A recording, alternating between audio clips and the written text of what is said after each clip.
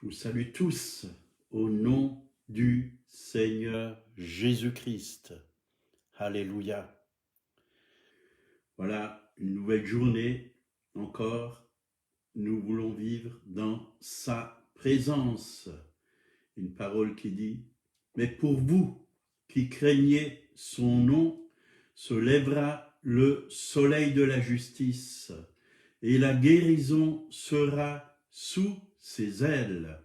Alléluia. Que le soleil de la justice se lève aujourd'hui dans vos cœurs, que vous puissiez briller, éclairer ceux qui sont dans les ténèbres, apporter la vie, la guérison autour de vous. Alléluia. Soyez tous les bienvenus. Bernard, Hervé, vos familles, Chipikalou, que la grâce de Dieu soit sur vous encore en cette journée et qu'elle se diffuse au travers de votre sourire, au travers de votre amour, au travers de votre joie, de votre bonté, que la vie de Dieu vraiment soit répandue dans ce monde qui en a tellement besoin. Alléluia. Voilà, vous êtes au trésor du ciel. Il y a encore des trésors dans le ciel. Dieu a caché des trésors dans le ciel.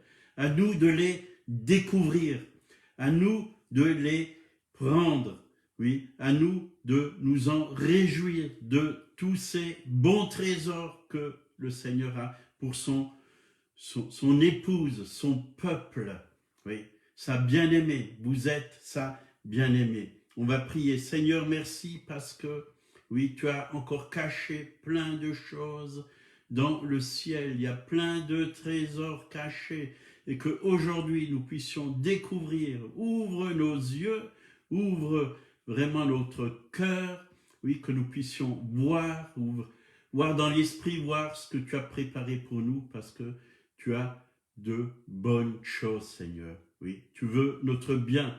Et tu désires le bien de ce monde. Tu es un Dieu bon, un Dieu d'amour. Et tu désires que tout être humain puisse te connaître, que tout être humain puisse être sauvé. Merci Seigneur. Tu as dit qu'il y a beaucoup d'appelés, mais peu d'élus. Mais Seigneur, que ceux qui sont appelés puissent, oui, te rencontrer aujourd'hui. Oui, oui, et que ceux qui sont élus, Seigneur, puissent manifester ta puissance et ta gloire dans ce monde. Au nom de Jésus, Amen. Amen. Voilà, aujourd'hui, on va parler de la parabole du levain. Dans Matthieu 13, versets 33 à 35, il leur dit cette autre parabole. Le royaume des cieux est semblable à du levain qu'une femme a pris et mis dans 3 mesures de farine jusqu'à ce que la pâte soit levée. Jésus dit à la foule toutes ces choses en parabole et il ne lui parlait point sans parabole afin que s'accomplisse ce qui avait été annoncé par le prophète. J'ouvrirai ma bouche en parabole, je publierai ces choses cachées depuis la création du monde. Vous voyez, Jésus parlait en parabole, des choses cachées depuis la création du monde. Mais ces choses ne sont pas destinées à être cachées. Dieu veut nous les révéler par l'Esprit. L'Esprit nous donne la lumière de tout ce qui est caché dans le royaume de Dieu, dans le royaume des cieux.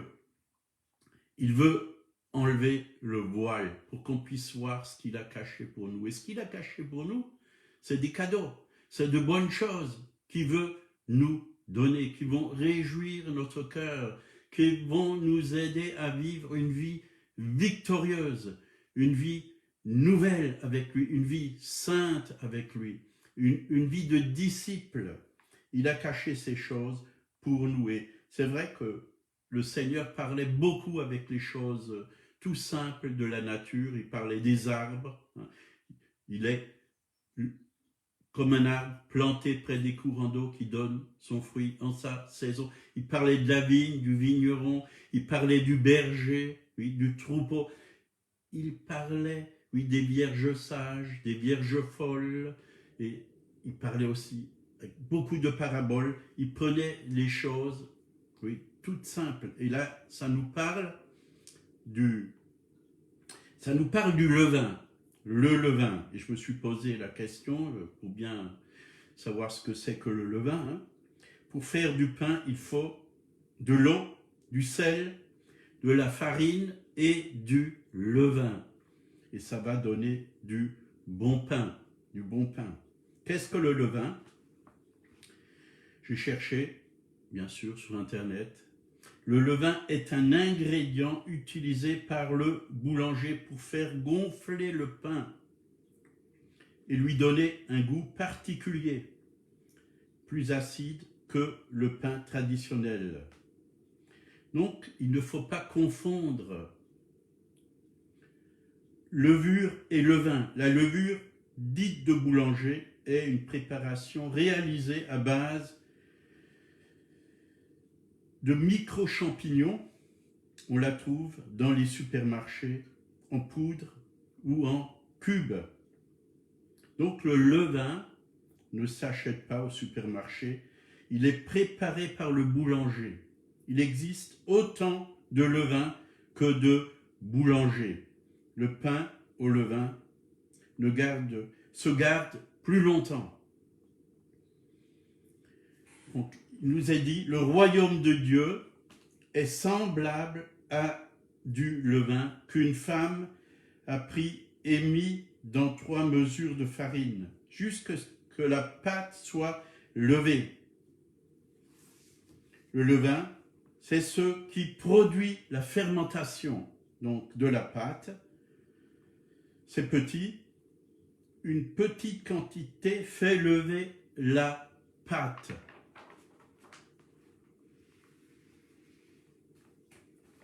Donc, dans Luc 17, versets 20 et 21, les pharisiens demandèrent à Jésus, « Quand viendrait le royaume de Dieu ?» Il leur répondit, « Le royaume de Dieu ne vient pas de manière à frapper les regards.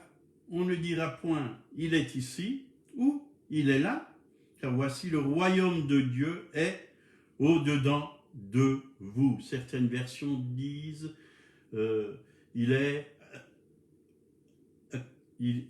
au milieu de vous, au-dedans de vous. Il y a plusieurs versions, mais en grec, ce qui signifie il est à l'intérieur de vous. À l'intérieur de vous. Dans votre être intérieur, au plus profond de vous, dans votre cœur, dans votre esprit. C'est là où Dieu met ce royaume. C'est là que Dieu désire régner. Oui. Que vous puissiez vraiment le recevoir comme le roi des rois et qu'il règne, que nous puissions lui donner tout le contrôle, que ça soit lui qui a le monopole dans notre vie, au plus profond de notre être. Donc il ressemble à un levain, le royaume de Dieu, hein, le vin plongé dans la pâte à pain, le royaume de Dieu par la parole de Dieu, hein, et le Saint-Esprit grandit à l'intérieur de nous.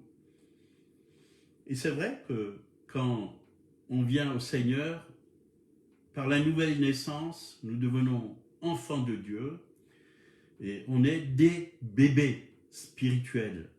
Mais ce bébé, s'il se nourrit comme il faut, s'il obéit, s'il met en pratique la parole de Dieu, va grandir.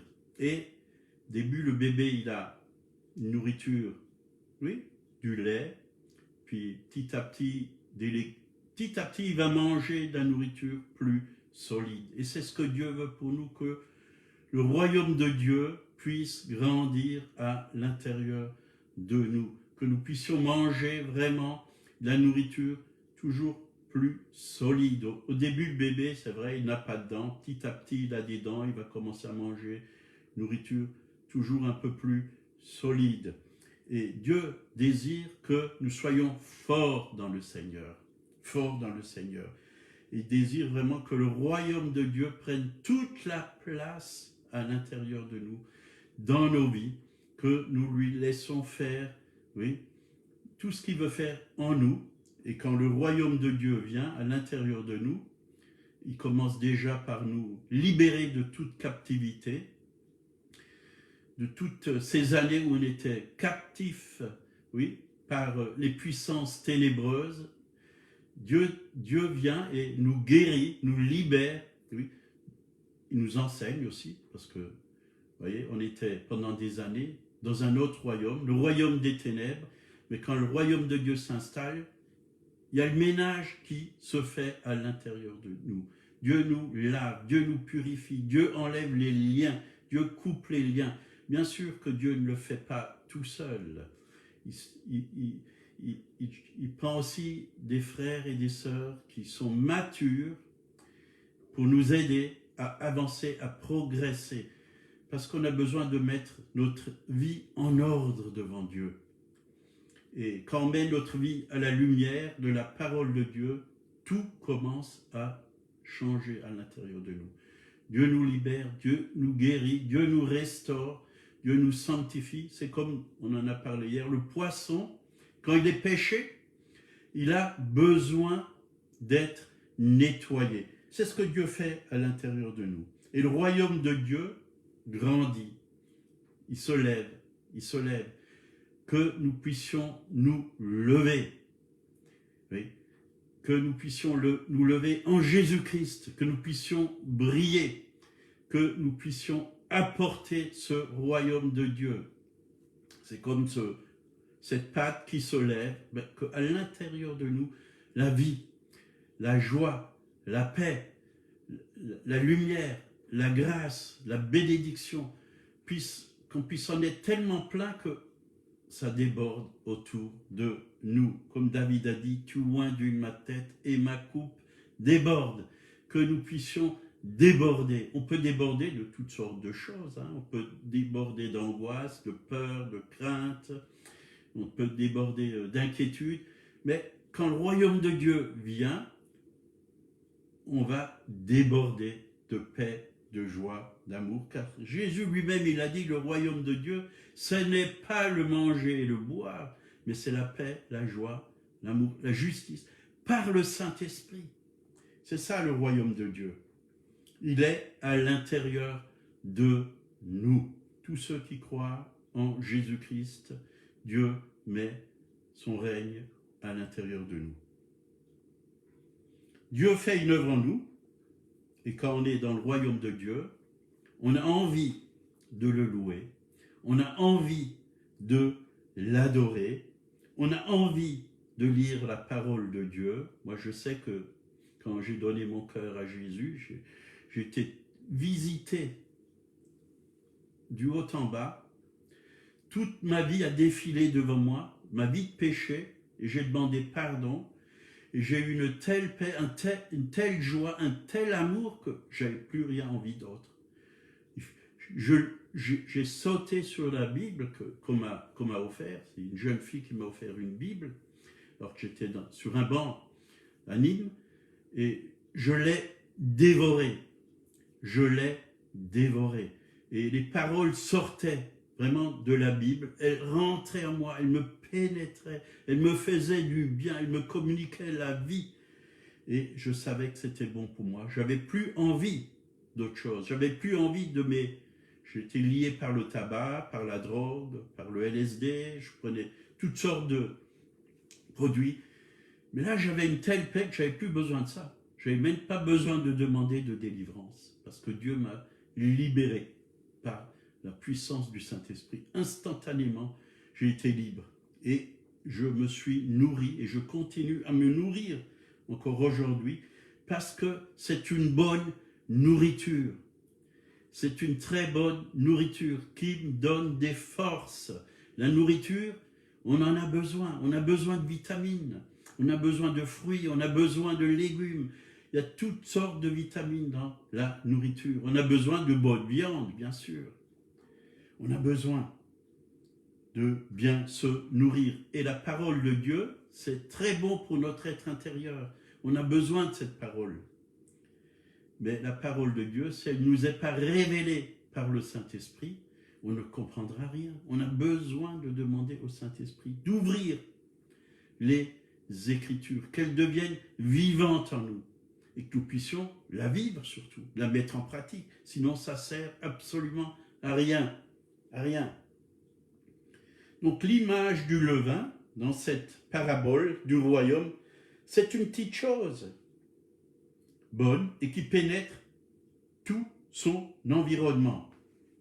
L'évangile du royaume, oui, ça peut paraître quelque chose de petit, mais l'évangile a la puissance d'accomplir de grandes choses. Vous voyez, l'évangile a accompli de grandes choses dans ma vie. Toute ma vie a été totalement bouleversée, transformée. J'étais sur une route qui menait à la perdition, dans les ténèbres, dans la haine, la révolte contre la société, contre tout ce monde, l'injustice, contre le mariage, parce que je voyais trop de divorces. Mais quand j'ai reçu la parole de Dieu, tout a été bouleversé, transformé. Aujourd'hui, je suis pour le mariage, parce que Dieu a voulu, vraiment, il a créé l'homme, il a dit qu'il n'était pas bon à l'homme d'être seul, et il a préparé une épouse pour l'homme. Et j'ai dit au Seigneur, communique, donne-moi cette épouse. Puis Dieu l'a mis sur mon chemin, il m'a donné.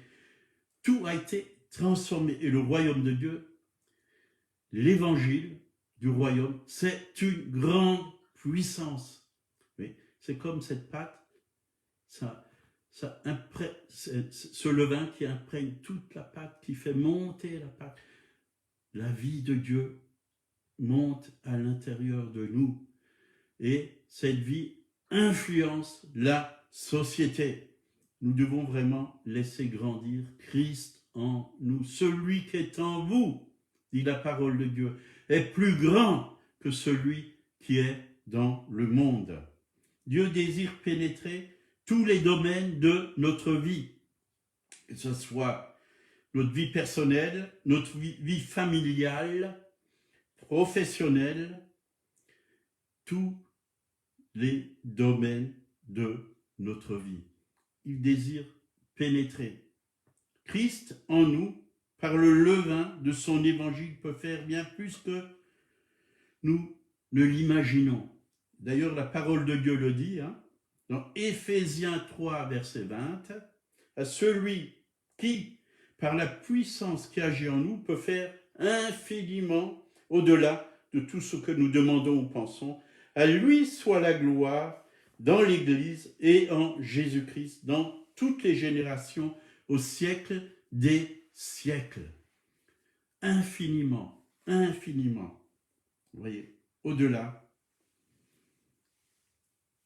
de tout ce que nous demandons et pensons. Dieu fait bien plus.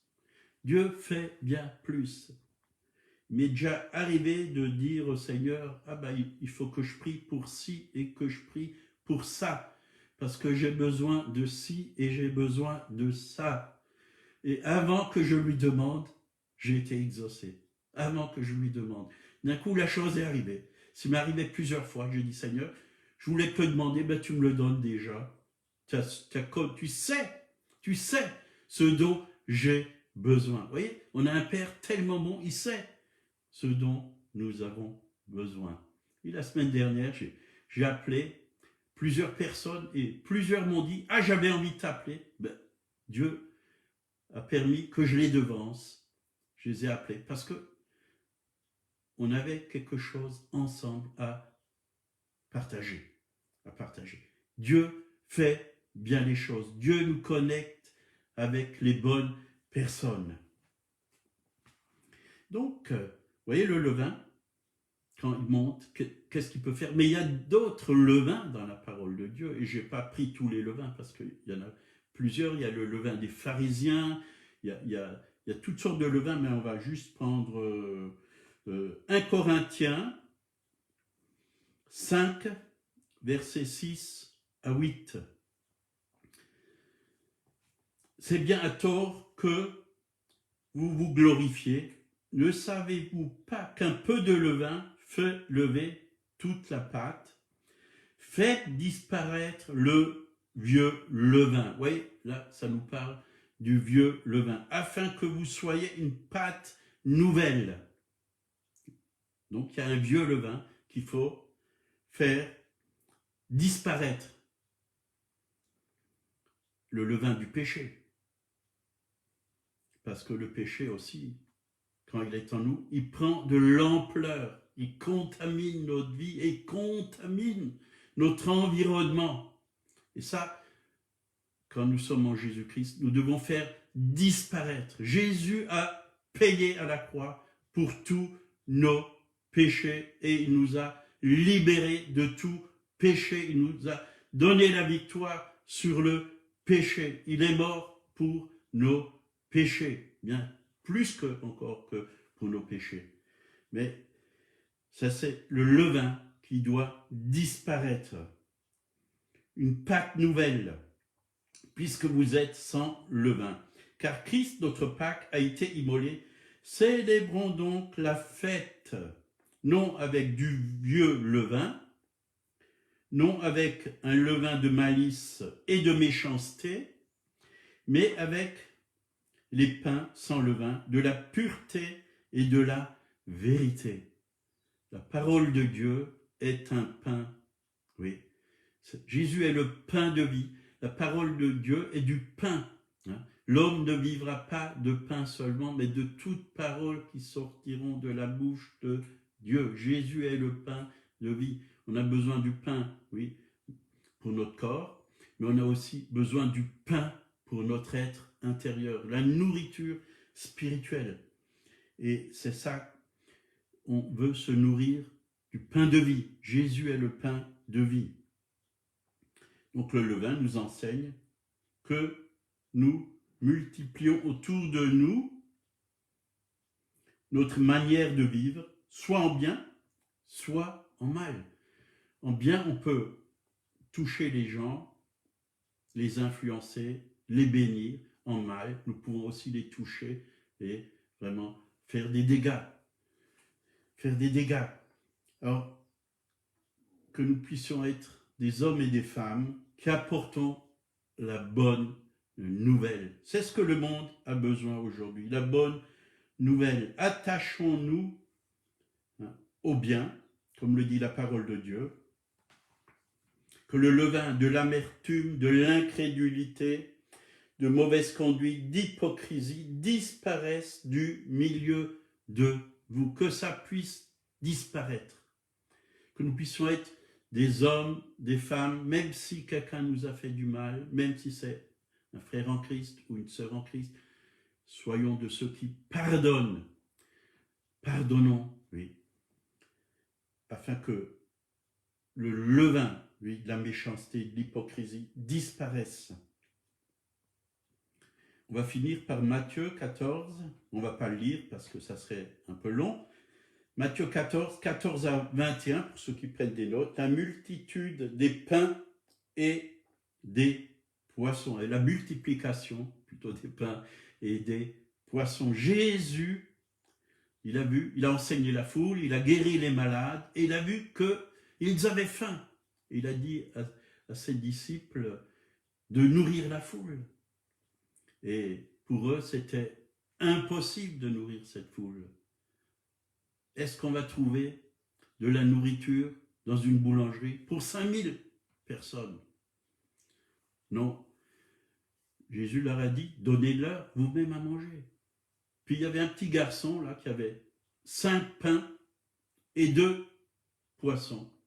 Qu'est-ce qu'a fait Jésus? Il a multiplié le pain et le poisson.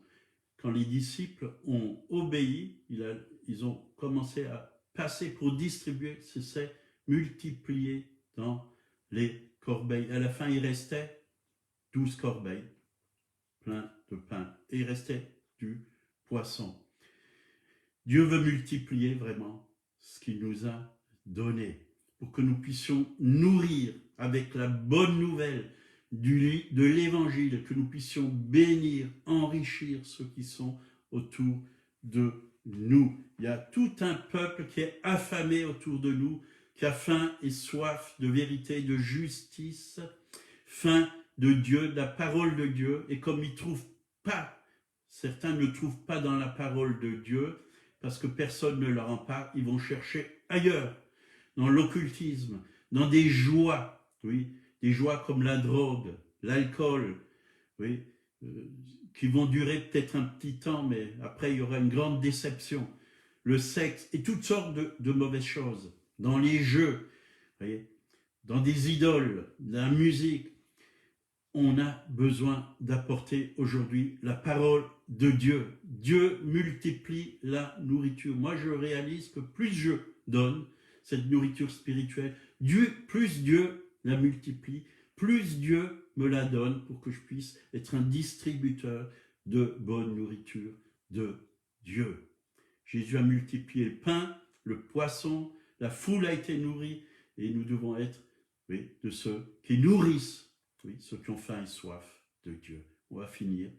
Merci Seigneur pour ta parole qui est la vérité, que tu gardes cette parole dans le cœur de mes frères et sœurs et aussi dans mon cœur, que vraiment nous puissions la mettre en pratique et que beaucoup puissent être touchés par cette parole et bénis en toi Jésus, oui, te rencontrer, te connaître. Amen. Si vous êtes malade, vous savez que Jésus n'a pas changé. Il est le même hier, aujourd'hui, éternellement. Il guérit toujours les malades. Si vous avez des douleurs, mettez tout simplement votre main sur la douleur qu'il y a dans votre corps et dites au nom de Jésus, maintenant, douleur, maladie, oui, si c'est une maladie, quitte. Et s'il y a besoin d'un miracle même créatif, Dieu peut le faire. Dieu peut le faire. Il n'a pas changé. Si vous ne voyez pas bien, si vous n'entendez pas bien, Dieu peut déboucher vos oreilles, Dieu peut ouvrir vos yeux. Dieu n'est pas limité. Il est le même hier, aujourd'hui, éternellement. Il est le Tout-Puissant. Il a porté nos péchés, mais aussi nos maladies. C'est quelque chose qui a déjà été fait. Mais c'est quelque chose qu'il faut prendre par la foi et dire merci Seigneur, dans tes meurtrissures, j'ai été guéri. Alléluia. Je te loue, je te bénis, je te glorifie pour cela. Si vous ne connaissez pas Jésus, vous pouvez le recevoir dans votre vie. Ouvrez-lui votre cœur et dites à Jésus, je t'invite, viens, je veux te connaître, sois mon sauveur, sois mon Seigneur. Il a versé son sang pour vous. Il a coulé à la croix de Golgotha pour que vous puissiez être lavés de vos péchés, accepter l'œuvre de la croix. Il vous a tant aimé, oui, qu'il a donné son Fils unique, afin que si vous croyez en lui, vous n'allez pas périr, vous allez avoir la vie éternelle. Il veut devenir votre sauveur et votre Seigneur. Et croyez-moi, si vous l'acceptez, votre vie va être transformée. Il est vivant, il est ressuscité et il va agir dans votre vie comme il l'a agi dans ma vie. Voilà, que Dieu vous bénisse. Passez une bonne journée et à demain à 8 heures.